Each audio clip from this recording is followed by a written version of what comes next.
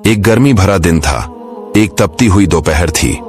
Medina की गलियां गर्म हवाओं से भरी हुई थीं।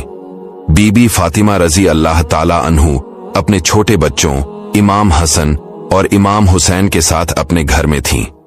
उनके लिए रोजा रखना सिर्फ एक इबादत नहीं था, बल्कि अल्लाह की मोहब्बत का एक सबूत भी था। मगर घर की हालत देखने लायक थी। गरीबी का दौर था।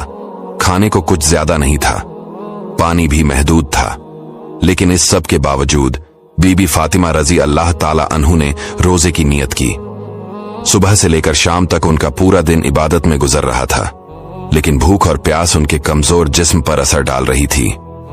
जब इफ्तार का वक्त करीब आया तो सिर्फ एक रोटी और थोड़ा सा पानी था। जैसी ही बीबी फातिमा रजी अल्लाह ताला अन्हु ने इफ्तार के लिए हाथ बढ़ाया, एक मिस्कीन दरवाजे पर आया और कहा, या अहलुल बैत में भूखा हूं, मुझे कुछ दे दो।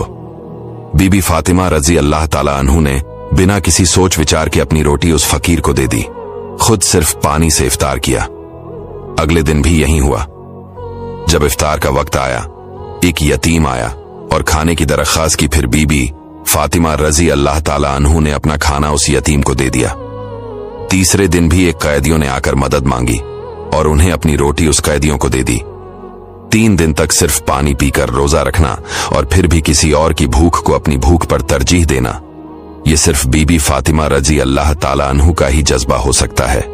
ये देखकर इमाम अली अलैहिस्सलाम की आंखों में आंसू आ गए। उन्होंने देखा कि बीबी फातिमा रजी अल्लाह ताला अन्हु की हालत कमजोरी की वजह से और ज्यादा नाजुक हो गई थी। जब ये वकिया रसूल अल्लाह सल्लल्लाहु अलैहि वसल्लम तक पहुंच गया तो उनकी आंखों से भी आंसू बहने लगे। तभी अल्लाह ने कुरान में सूरह अल इंसान नाजिल की, जिसमें अहलुल बैत की इस कुर्बानी का जिक्र किया गया। और वो लोग जो अल्लाह की मोहब्बत में अपना खाना मिस्कीन, यतीम और कैदियों को देते हैं और कहते हैं, हम सिर्फ अल्लाह की रजा के लिए तुम्हें खिला रहे हैं, ना तुमसे कोई बदला चाहते हैं, ना शुक्रिया।